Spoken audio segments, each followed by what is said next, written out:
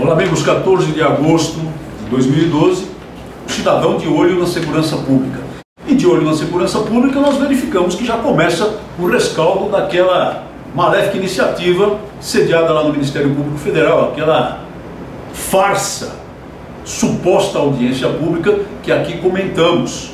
Aliás, segundo informes de que dispomos, a colocar em questão até mesmo a conduta de um determinado procurador federal que patrocinou o evento, associando-se a outros que pediam a cabeça e queriam linchar a centenária, mais do que centenária, Polícia Militar do Estado de São Paulo e os policiais militares, linchá-los moralmente, num evento pré-armado, urdido para essa finalidade, associando-se a supostas entidades de direitos humanos, muitas das quais congregando lá parentes, pessoas ligadas a criminosos que atuam fortemente contra a população de São Paulo, não só da capital, mas do estado inteirinho.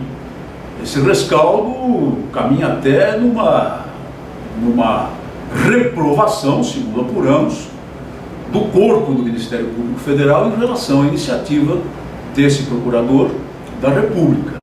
E, consequentemente, tendem as coisas a ganhar os seus contornos adequados, a perder aquele sentido sensacionalista, quase de imprensa marrom, que foi impresso naquela suposta audiência pública, e a um trabalho verdadeiro, aí sim, de preocupação de todas as entidades, de todos os setores do serviço público, muito especialmente, evidentemente, a área de segurança, o Ministério Público, o Poder Judiciário e sim, por que não, a área de direitos humanos, para ajudar a instituição a corrigir algum rumo que tenha de ser corrigido, e temos de ter humildade para verificar isso oportunamente, a fim de que a prestação de serviços à população de São Paulo, que serve de parâmetro para todo o país, se torne cada vez melhor e que essa instituição, com todo o seu valor de 180 anos de idade quase, e os seus bravos componentes, homens e mulheres que dão a vida pelas outras pessoas e que nos defendem a todos em todas as partes do país, tenham melhores instrumentos para, com todas as cautelas necessárias, produzir bem o seu trabalho, defender bem a sociedade. Isso, portanto, é uma boa notícia. Em termos de segurança pública, vale muito lembrar aqui um episódio que nos levará a comentar a questão da segurança pública sobre o prisma do direito à legítima defesa. Esse episódio é mais um atentado ocorrido lá nos Estados Unidos, na cidade de Milwaukee, em que um determinado indivíduo armado com armas de fogo invadiu um templo Sikh e começou a atirar para matar as pessoas, começou a atirar procurando matar indiscriminadamente pessoas. Não vamos aqui comentar o móvel desse crime, as motivações desse crime, mas o fato é que um indivíduo penetra no local onde há pessoas inocentes que estão ali a cumprir o rito de sua fé e começa a matá-las. Então entra em ação o dispositivo de segurança pública da cidade de Milwaukee. E mais, o próprio chefe, presidente daquele templo, se atraca com o matador, armado com uma simples faca de cozinha, e tenta defender a sua comunidade, acabando por ser assassinado, mas dando um exemplo de bravura, dando um exemplo de que o monopólio da coragem não pode pertencer apenas ao Estado. O primeiro homem, a primeira pessoa que se opôs fisicamente ao matador foi esse cidadão americano de origem hindu, um Sikh, chamado Satwant Singh Kaleka. E logo em seguida, com o tempo propiciado pela reação dele, chega a força policial de Milwaukee. Um policial é ferido gravemente com 9 tiros, na tentativa de defender essa comunidade. E logo em seguida, outro policial, Sam Lenda, mata o agressor a tiros, porque não havia outro modo de fazer com que ele impedisse, com que ele continuasse a agressão.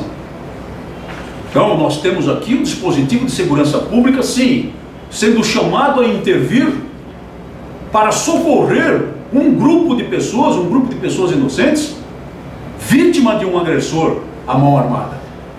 Mas há um certo retardo, e é essa a lição que nós sempre tentamos ensinar, mostrar às autoridades, mostrar aos desarmamentistas. Há um certo retardo.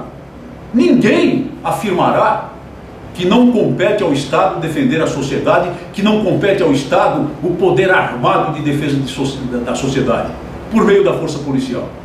E no nosso país o artigo 144 da Constituição da República é muito claro nesse sentido. Mas às vezes há um retardo, e nesse retardo vidas são ceifadas, vidas são perdidas, a não ser que alguém se oponha ao agressor, como se opôs o presidente do templo. Se opôs à mão armada com o que ele tinha, uma prosaica faca de cozinha. Mas se ele tivesse uma arma de fogo, provavelmente teria cortado a agressão no início. E logo depois chega a força policial e utiliza o quê? Diálogo? Utiliza o quê? Arma de choque elétrico? Utiliza o quê? Persuasão? Não. Utiliza a força letal necessária que se impunha naquele momento, porque era o único modo de fazer cessar a agressão. E aí nós temos então cidadãos em armas, que são os policiais são cidadãos em armas, que cortam, encerram a agressão, sacrificando a vida do próprio agressor, porque não havia outro modo de proceder. Quantas lições podemos tirar desse assunto, desse caso? E quantas lições tiramos novamente da relação entre o dispositivo de segurança pública e a capacidade do cidadão comum de se defender a si mesmo, quando o dispositivo de segurança pública não for acionado por qualquer razão que seja, ou quando ele demorar um pouco, ou quando houver apenas aquele retardo natural entre o acionamento do telefone 190, no nosso caso, do telefone 911 no ambiente dos Estados Unidos, e a chegada da primeira patrulha policial. É aí que o direito à legítima defesa se impõe e se mostra necessário, e não pode ser negado às pessoas de bem, ao cidadão comum, mas é negado no nosso país. Falar de segurança pública é falar também da participação do cidadão em sua própria defesa. O caso de Milwaukee nos dá muito bem uma ideia dessa verdade, dessa realidade. Muito obrigado por sua atenção. Até o nosso próximo programa.